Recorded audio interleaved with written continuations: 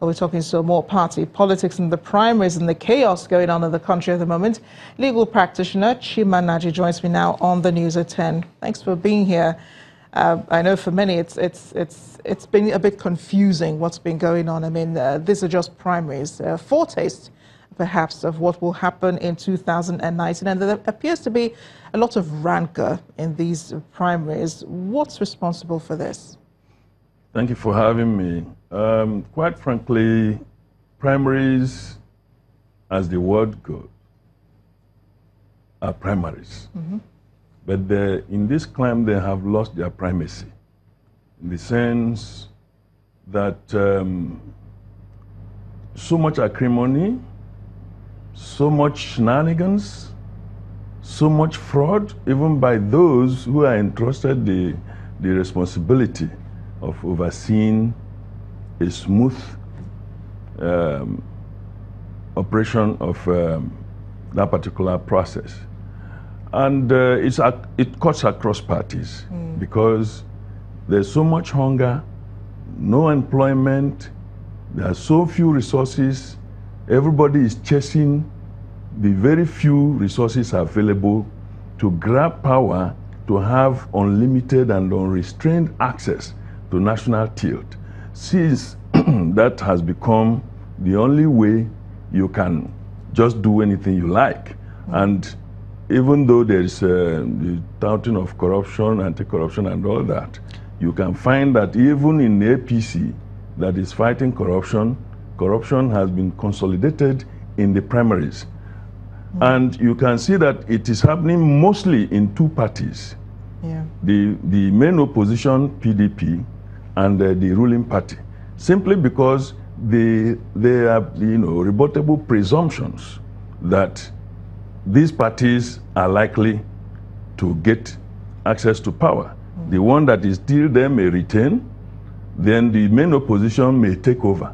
But the other smaller parties, if I say one man's away, if you say you want to be president, okay, go ahead. There's no problem with them. So you see, the jostling is not so much about service. It is about what the individuals and perhaps the group of the individuals can do for themselves.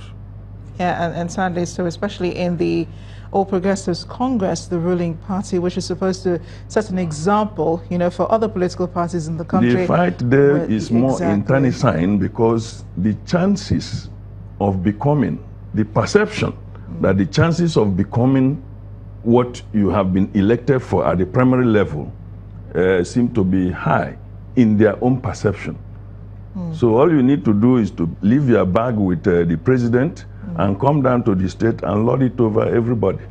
So how do these parties then manage the crisis before the elections? And do you think that they can? Or, I mean, this will continue until 2019. We'll still be talking party politics until it's time to go to the elections.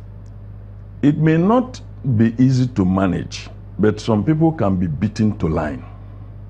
How so? The feeling, the sense of loss. Don't forget that people spend money. And it's a winner-take-all arrangement. So if you are not assured by the powers that be that perhaps if the general election is won that you'll be compensated, you will carry that acrimony and even possibly work against the candidate that has, quote and unquote, won the primary. So it's going to be very difficult to manage it in such a manner that everybody feel assuaged.